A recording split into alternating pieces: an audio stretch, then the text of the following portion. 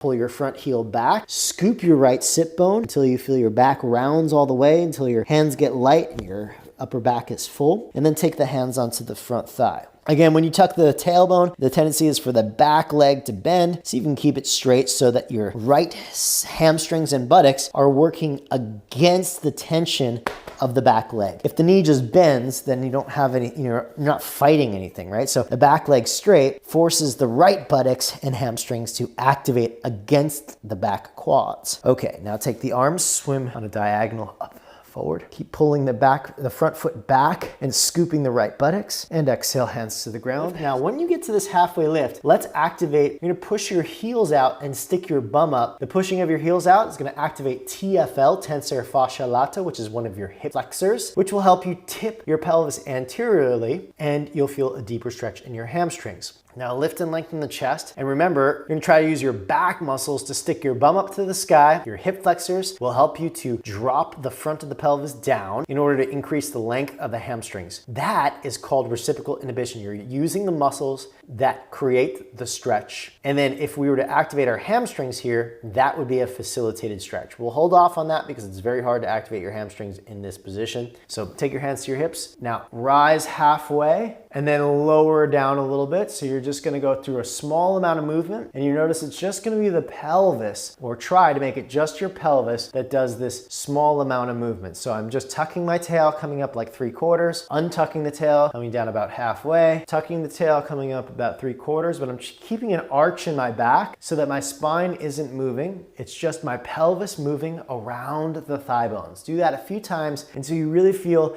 an engagement of your glutes and your hamstrings that starts to become like a tiresome heating feeling. Like any kind of other muscle engagement, you start to really heat up the hamstrings and the gluteus muscles as you press the pelvis down in the backside, keeping the spine in a gentle arch position the whole time. So your back muscles are also getting a little bit tired here from the warming up. And place the back knee onto the ground. Right foot goes to the right, left hand to the left, and place your right hand on your knee. Now let's activate the left hamstrings. So you'll flex your left foot, it'll help you with cramping so you won't cramp as much. And then pull the left heel to your bum as you inhale. Exhale, release, and press down through the top of the back, through the back foot so your knee lifts up. Inhale, knee to ground, heel to bum. Activating the hamstrings here. Exhale, press down through the ball mound of the back foot, activating the quads. Warrior 3 preparation with a bent standing leg. Lift the heart up nice and tall. Now the back hamstrings and glutes have to engage real strongly to lift the back leg up. So you want to actually emphasize that today. Lift the back leg up higher to really get the back hamstrings and glutes active. Then lift the chest up high as well, and the back leg will be tempted to lower. Lift it up higher to get the hamstrings and glutes active. Try not to open the pelvis. Then you'll be using your outer hip muscles instead of, when the hips are closed, your hamstrings and glutes. Now, if you can sustain this, try tucking your back toes and activating your hamstrings by flexing your feet and pulling your heels towards the bum. Now, if you feel any compression in your back, try to pull or soften your chest a little bit and pull your chest forward more, letting the spine go more into an extension so you're not pressing into flexion into the spine. Okay, pull the chest forward more, lift the belly up. Using your hamstrings, you pull your heel towards your bum. If you want, you can undo it and then redo it. Undo it and redo it.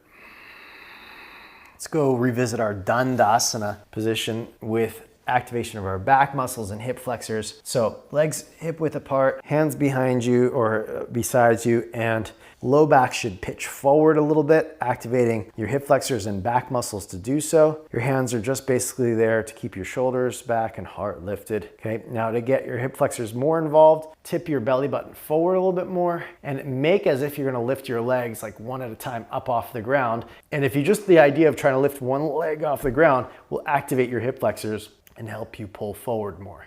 So now this is reciprocal inhibition. It's not facilitated stretch. It's engaging the muscles that are creating the shape, right? Not opposing, not activating the hamstrings just yet. Pull the buttocks back. First, use the hip flexors and back muscles. So tip your pelvis forward as much as you can. You can scoot your butt back as you tip your pelvis forward.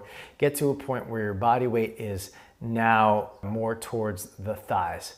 Once you have the tipping of the pelvis forward, let's go back to hamstring engagement. So press the heels down towards the ground and pull them back a little bit. It's okay if your knees even bend a little as you do so. But if you can, hold on to your feet and lengthen your heart forward while your sit bones try to tuck, your tailbone just gently tucks, and your heels press down and pull back, so you're using that facilitated stretch. Now, typically for most people when they do this, the feet start winging in. Turn your toes so that the soles of the feet face out a little bit as you're doing this.